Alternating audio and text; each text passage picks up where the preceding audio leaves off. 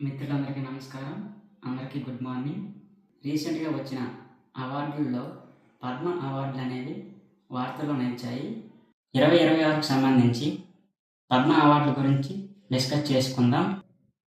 2026లో ఈ అవార్డులను 131 మందికి నామినేట్ చేయడం జరిగింది. అయితే ఈ అవార్డులను రాష్ట్రపతి ద్రౌపది ముర్ము మార్చ్ ఎండింగ్‌లో లేదా ఏప్రిల్ మొదటి వారంలో తన రాష్ట్రపతి భవన్‌లో ప్రదానం చేస్తారు. ఇందులో టాప్ 7లో ఉన్న రాష్ట్రాలు మధ్యప్రదేశ్ 15, తమిళనాడు 13, ఉత్తరప్రదేశ్ 11, కేరళ 8, తెలంగాణ 7, ఆంధ్రప్రదేశ్ 4. ఇంకా కొన్ని రాష్ట్రాల నుంచి ఈ అవార్డు గ్రహీతలు ఉన్నారు.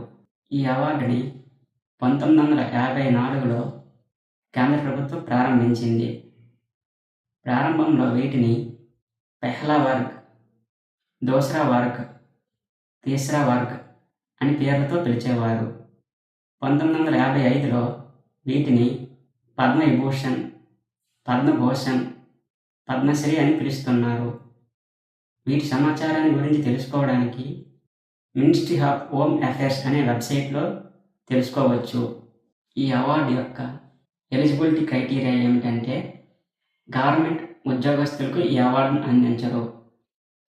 కానీ ఉద్యోగస్తులకు, శాస్త్రవేత్తలకు మినహాయింపు ఇస్తారు. ఎందుకంటే ఈ అవార్డు వివిధ రంగాల్లో అందిస్తారు. విద్య, వైద్యం, వ్యవసాయం, వాణిజ్యం ఇంకా కొన్ని రంగాల్లో సేవలు చేసిన వారికి ఈ అవార్డు అందిస్తారు. మన భారతదేశంలోని అత్యున్నత పౌర పురస్కారం భారతరత్న, తర్వాతే పద్మవిభూషణ్, తర్వాత స్థానంలో పద్మభూషణ్, తర్వాత స్థానంలో పద్మశ్రీ నిలిచాయి. ఈ వీడియో కనుక మీకు నచ్చినట్లయితే లైక్ చేయండి, షేర్ చేయండి, సబ్స్క్రైబ్ చేయండి.